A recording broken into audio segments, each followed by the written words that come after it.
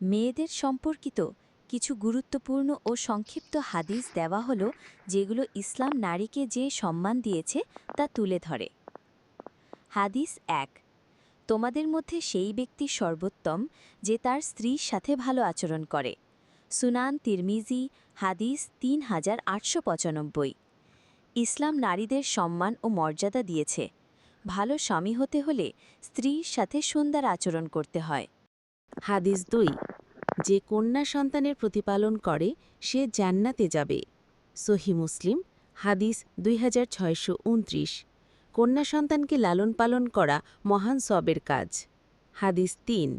যে ব্যক্তি ২ কন্যা সন্তানের প্রতিপালন করবে যতদিন না তারা বড় হয়, সে ও আমি নবী সাল্লাল্লাহু আলাইহিসাল্লাম জান্নাতে এভাবে থাকব।